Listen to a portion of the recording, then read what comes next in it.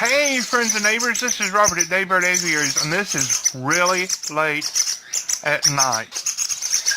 I got a whole bunch of babies to feed. Now I've kind of kept this quiet. I haven't shown you yet any of these babies. Look at that. Do you see way back there in the back between that, through that? That's a loaf of bread that Miss Cannula made. We're excited about that. But look at all these babies. I want to talk to you about them. Aren't they just absolutely beautiful, sweetest little things that you've ever seen in all your life?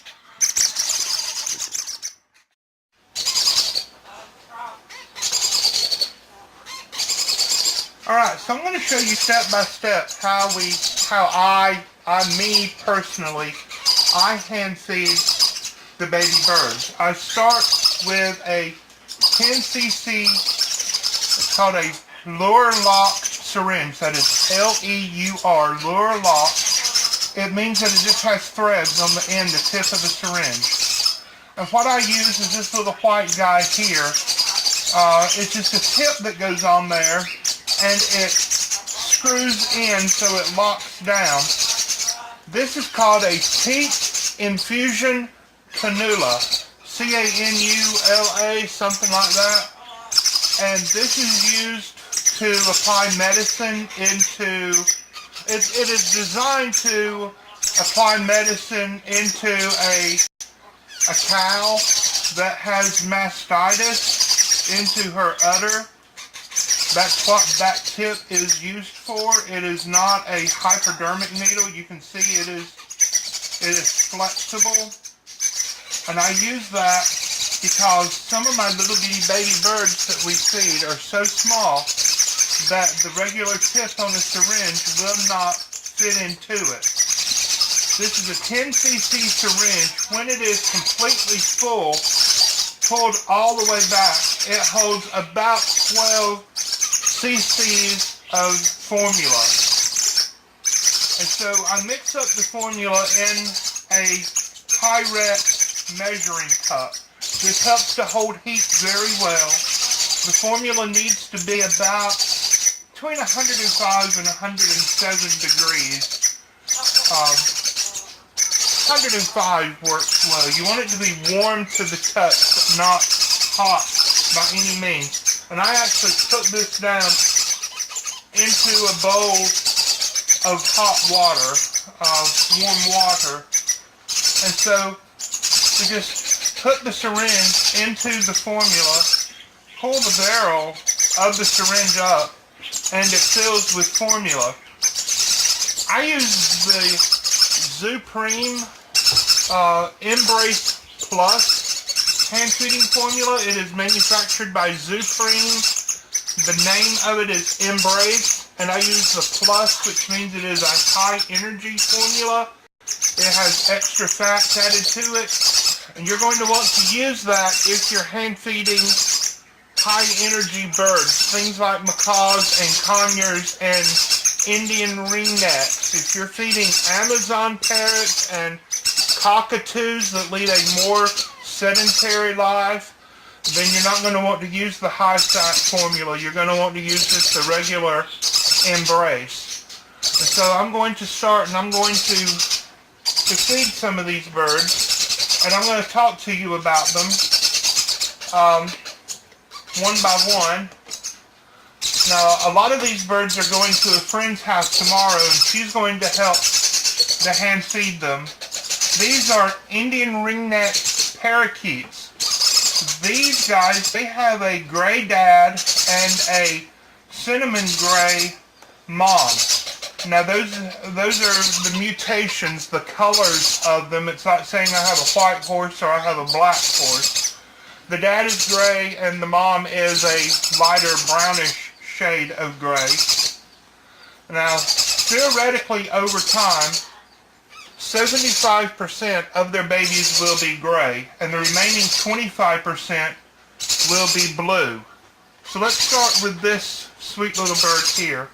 I don't know if it's showing up on the camera very well or not, but it is a blue. It has blue feathers, blue on its tail, blue on its wings showing already. and it is just absolutely adorable, as Catherine would say. Now the bird, you know, just like in your throat, you have two tubes that lead down your throat. You have a trachea that goes to your lungs that you breathe through, and you have an esophagus that goes into your stomach that you actually eat with. And so the birds are the same way. Their trachea is on their left-hand side, this side of the bird. Let's see. And the esophagus is on the right-hand side of the bird. So when you're hand feeding the bird, you always want to put the syringe into the left-hand side of the bird and point the syringe towards the right-hand side of the bird. That doesn't matter how you hold the syringe, whatever you're most comfortable with. But with this tip on here, it will actually go into the esophagus just a little bit. You do not push that tube into the bird's throat, into the esophagus. You let the bird swallow it.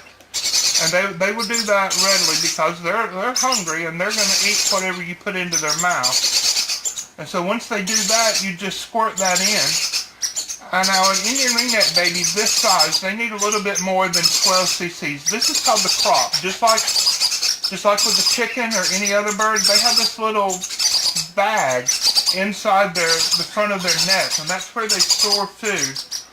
And so they need just a little bit more than the 12 cc's. I like to give them about 15 cc's. You can use a larger syringe if you like to.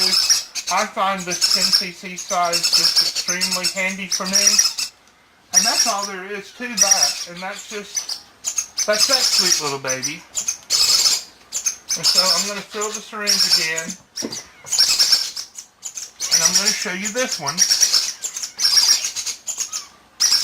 I don't know if this is a boy or a girl. I don't know if the first one is a boy or a girl, but this is a gray. It's probably a double factor gray, which means it inherited the gray genes from the mom and the dad because it looks so dark. But these are beautiful birds when they're adults, especially the male. They'll have a black ring around their neck. And so again, I put that in. I present it to the bird from the left side, and I just kind of let them start to swallow. If they make a mess, I rinse things off. Not a big deal. And they swallow that down and they eat just like that. I'm going to give just a little bit more. Like I said, this is a late night feeding, and I'm going to try to get some sleep tonight. And so I want them to be nice and full. Another nice thing about having the bowl of water is that you can wash off your syringe or your fingertips if you need to. So I'm just going to keep going. And I'm going to try to talk about each baby. I think that this third one, it is another gray baby. This pair, they had 4 eggs. Only 3 of the eggs hatched, unfortunately. You know, just like if you incubate chicken or quail eggs, not every egg is going to hatch. Just like if you are breeding goats or rabbits, not every pregnancy is going to go to term, and not every baby is going to be delivered healthy. Oh, your brother or sister, whoever, made a mess on you. And so I'm going to put the lid on here. Now, like I said, these are going to a friend's house tomorrow, and she's probably going to put them into a bigger tub. If I were keeping them here to feed, I would go ahead and move them into a larger tub soon, either now or tomorrow. Now these come from, it's a different clutch of babies. They have a green dad and a blue mom. And the dad carries the genetics for blue. So half of the babies are green and half of the babies are blue. Now, I don't mean that each individual bird is half green and half blue. This bird is green. This bird is blue, and we don't know about the third one yet. It's too young to tell. I'm just going to give them some formula, give them some food. Maybe you gave him too much, and it's not a big deal. You just clean them up. It's like a human baby that spits up or a goat that spits up. Or you don't get upset about things. You try to be as careful and as clean as possible. But if something happens, it's not the end of the world. This is the blue sibling. She's got beautiful blue feathers coming in on her tail. She looks like that first blue one that we fed. So just wipe and clean, but I'm going to give a little bit more. Make a mess. How about that? Like I said, this is really late at night. I'm about to turn into a pumpkin.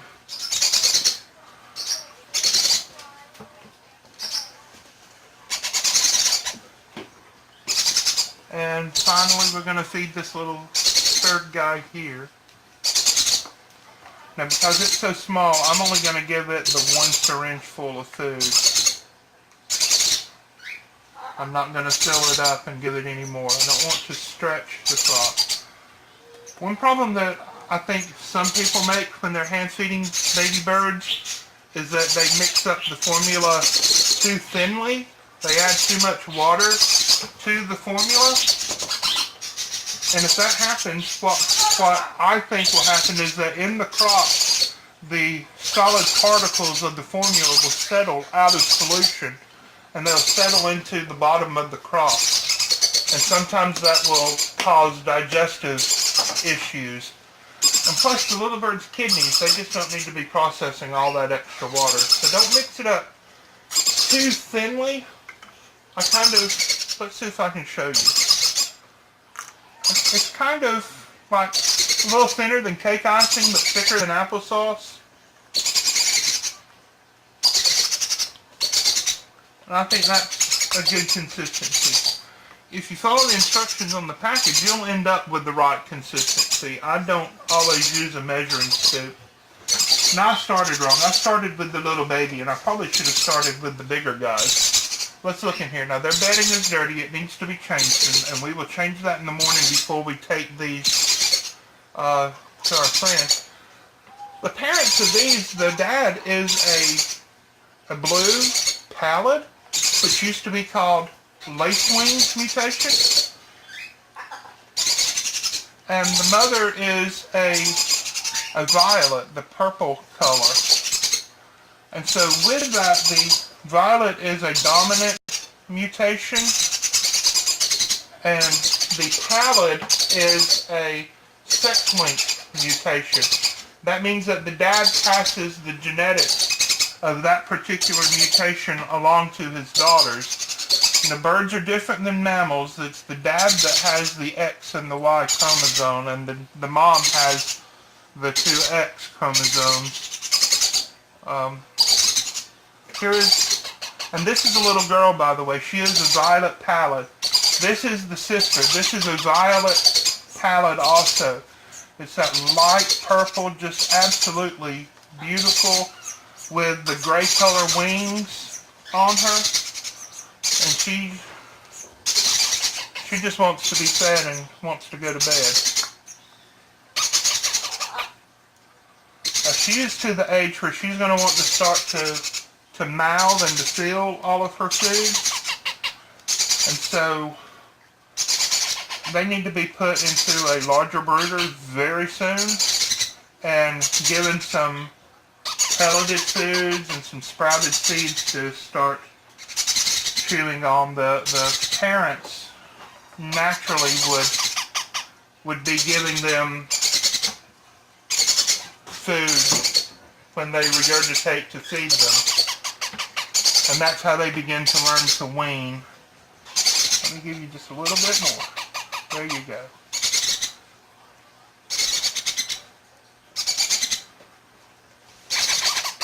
Now we hand feed the baby birds so that they are tame as adults. If we didn't do this, they would not be tame, and they would not, they just wouldn't be tame. It's like playing with kittens from a very young age. You want to, if you had a cat with a litter of kittens or a dog with a litter of puppies, you would want to play with those babies from an early age so that they would be tame and not be feral. And that's the same way with this, except that because these are not domestic animals. The parents don't take kindly to you just opening up the nest box and sticking your hand in and playing with babies. But these guys do make great pets. The Indian ringnecks are some of the best talking birds that you can keep. Now this is the boy, the brother of the group. This is a violet, the purple. Instead of just a blue, it's a purple. Let's see if I can spread his wings. And I know the lighting in my kitchen here this late at night is not very good. But that's the violet brother, and he wants to climb back into his little brooder tub. Yeah, it looks gray in the video. It looks gray in the video? Yeah, from my angle. Daniela's here helping me. I promise you the bird is purple. I know. So let's put these back over here. I'm going to fill up the syringe, and then we're going to go to these little loudmouth babies. This is something entirely different. This is not an Indian ringneck parrot. This is a Greencheek Conure parrot. These are babies, of course. Now the dad on this is a cinnamon turquoise, and the mom is an opaline turquoise. When the opaline and the cinnamon combine onto one bird, it's what we call a cinnamon opaline or an opaline cinnamon. The trade name on that is what's commonly referred to as a pineapple. Now the trade name for an opaline is what's commonly referred to as a yellow-sided. So look at these little fat fuzzballs. Indian ringnecks are hatched and they are completely naked without any fuzz, without any down. But conures hatch with fuzz and down on them. Well, let's put these out here so we can look at them. I hope you can get a good look.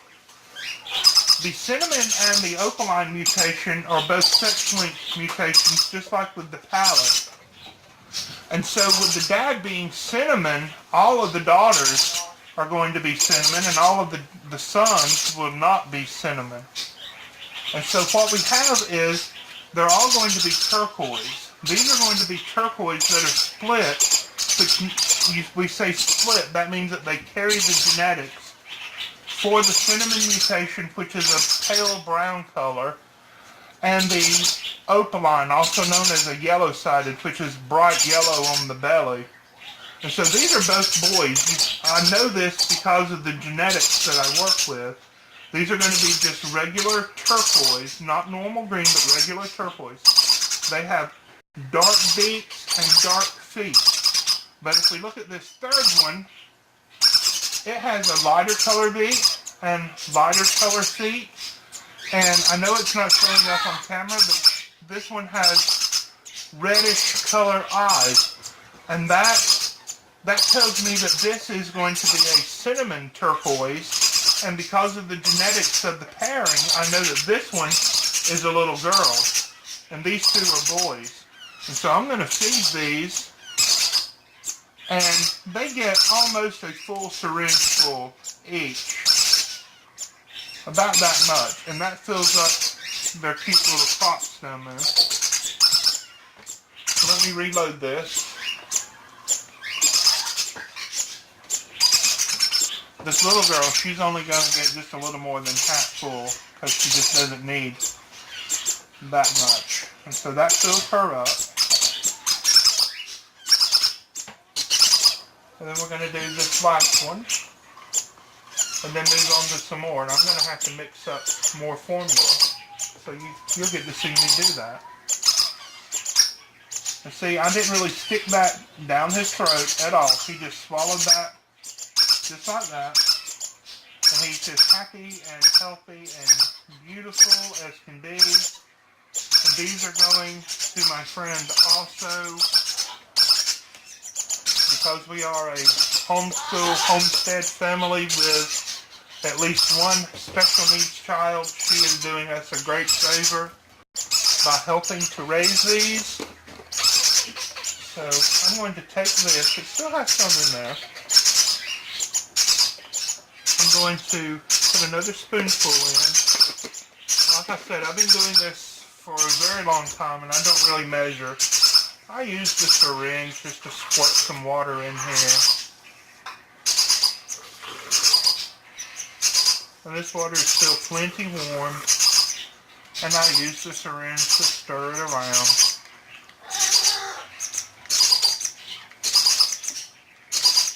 Now, if I were feeding more birds than this, I would use different syringes, and I would feed them at different times, alternating times. Now, you see that it's not sucking up as well. That's just because the formula... Oh, that's Moose, I recall. Y'all seen his videos. That's because the particles in here, it's mostly cornmeal. But that's because the particles haven't sucked up or haven't absorbed enough water yet. But it's a good consistency for these. Now in here we have 5 babies. We have 2 different species. We have 4 of one species, and you'll see that this guy is something different. Now you remember I just said the Indian ringneck hatch, and they are completely naked. But this is not an Indian ringneck parakeet. This is a larger cousin for an Indian ringneck. It is called an Alexandrian ringneck parakeet. Now Daniela has named this little guy Tiny, and Tiny is going to live here with us forever. And I'm going to just fill up his little crop with about half a syringe full for him. I'm going to wipe him clean, just like that. And I'm going to put him back in here. Now these other ones, these are teeny tiny. They were about that big when I first started feeding them. And I wanted to show you guys, but I hesitated because sometimes bad things happen and I didn't want to do that. So I did kind of keep it a secret from you. And now you see why I use that tip, that tiny little tip on the end of these things. And with these, I have to be extremely slow and extremely careful. And if he were to swallow the tip, I could fill him up real quickly, or quicker than this. But he doesn't want to right now. And so I'm just going to keep putting a little drop at a time in his beak. And if you're ever in doubt and you need to hand feed a baby bird, don't worry about tracheas, esophagus, all that stuff. Just put one little drop at a time into the tip of the beak, and they will swallow it down into the correct place. There you go. Are you begging for food now? That's him making that little peeping sound. There you go. There. Okay, he is all full. Let me wipe him clean.